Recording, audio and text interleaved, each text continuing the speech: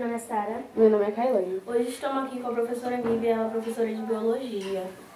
Eu quero agradecer a vocês o convite para estar aqui, dessa vez falando sobre um assunto muito importante. E agradeço vocês por ter me feito esse convite. Então, hoje a gente vai estar falando sobre a gravidez na adolescência, igual no outro programa. Eu queria te fazer uma pergunta. Por que a gravidez na adolescência é considerada um problema? Então, a gravidez na adolescência ela é considerada um problema porque o corpo do adolescente está em desenvolvimento. São hormônios que estão sendo produzidos para poder desenvolver o corpo. Então, assim, o corpo ainda não está preparado para desenvolver um bebê dentro do útero. Então, por isso que é um problema. Para toda a formação. Mas é até quantos anos que o corpo se desenvolve? Se desenvolve. Então, esse período de adolescência e puberdade, ele se inicia de 10 anos de idade e vai até os 19 anos de idade, segundo a Organização Mundial de Saúde. Então, nesse período é o período que o corpo do adolescente ele vai estar mudando, ele vai estar se desenvolvendo. E é esse período que seria importante não ter uma gestação por conta desse desenvolvimento. E a fase adulta é depois dos 19 anos, segundo esse critério da OMS. Como o corpo adolescente é afetado pela gravidez? Ele é preparado para isso? Então, ele não é preparado. Como eu já tinha respondido, né? O corpo ele não está preparado por conta desse desenvolvimento. Ele está se desenvolvendo, produção de hormônios, que está sendo... que o hormônio ele já começa o nosso corpo ele já tem glândulas que produzem hormônios. Só que antes desse período da adolescência, ele não é ativado. Ele começa a ser ativado a partir da adolescência. E aí começa a desenvolver tanto que são as características secundárias, que são as características de seio, nas meninas, seio, até a acne, tudo do organismo feminino, do organismo está sendo desenvolvido. Então, por isso que se tem que ter esse cuidado de não engravidar na adolescência por conta e é um problema por conta desse desenvolvimento de ser o período crucial para não ocorrer essa gravidez na adolescência. Cientificamente, como acontece a concepção? A concepção? Então, a concepção ela ocorre, tanto o homem e a mulher eles têm os sistemas reprodutores e ocorre a reprodução através do ato sexual.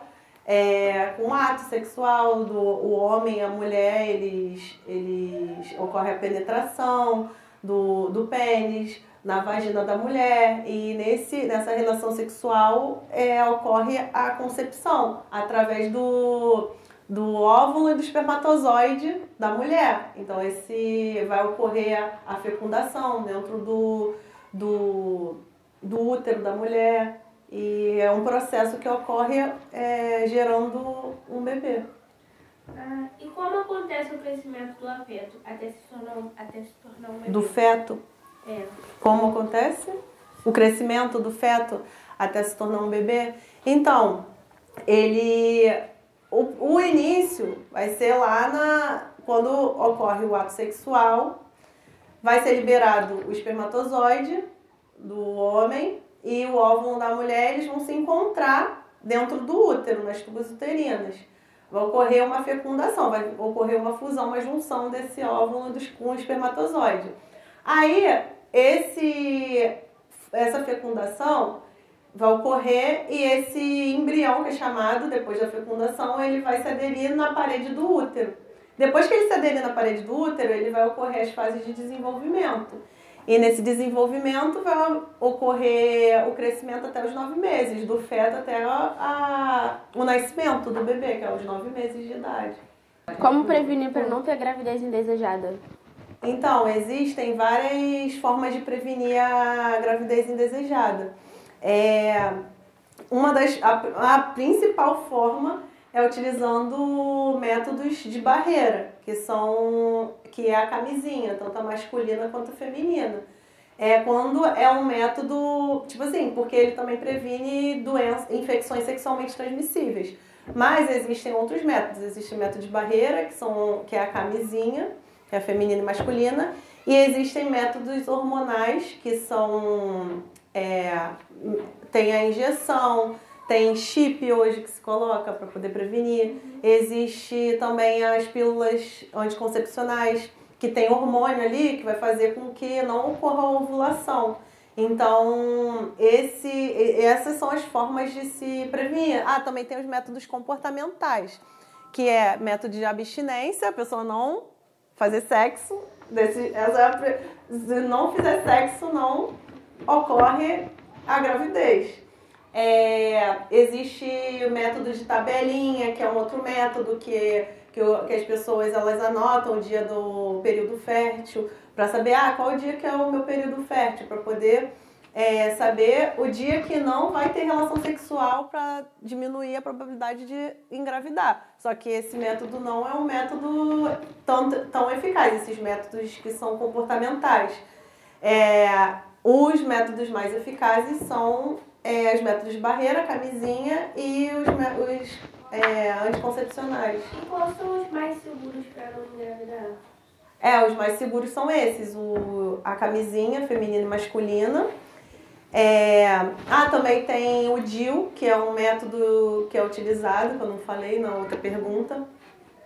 E os métodos hormonais, que são as pílulas anticoncepcionais, a injeção, o chip. Eles são seguros? Eles são seguros. Mas eu sempre friso falando sobre a camisinha, porque assim, você pode tomar um método hormonal, mas a camisinha, além da gravidez, previne contra infecções sexualmente transmissíveis. Então você vai evitar ter uma doença, pegar algum tipo de fungo, bactéria, ou vírus, até o vírus HIV, por conta desse método que além de evitar essas infecções, vai evitar a gravidez. Quando acontece um aborto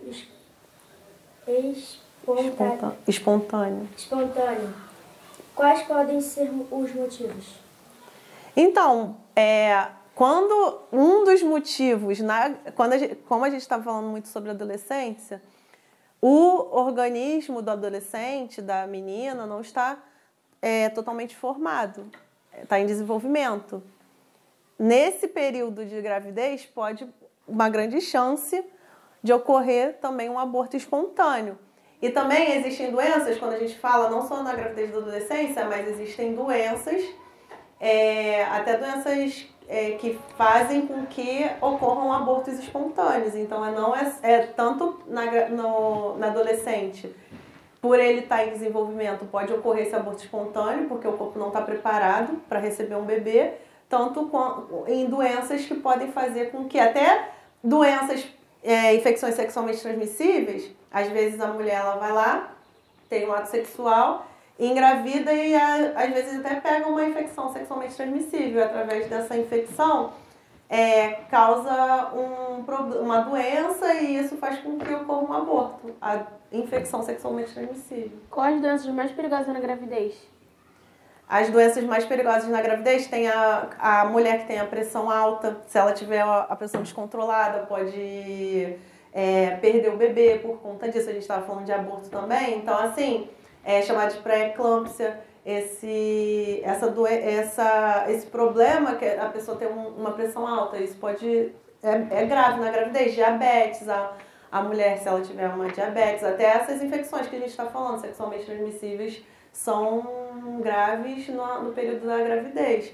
E tem, assim, mas ocorrem mais essas questões de a mulher diabética, pressão alta, ter esse risco na gravidez. Então tem que sempre controlar. Por isso tem que fazer um pré-natal para poder estar controlando tanto o desenvolvimento do bebê quanto a saúde da mãe que está gestando.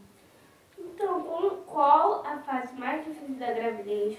O que pode acontecer em cada momento?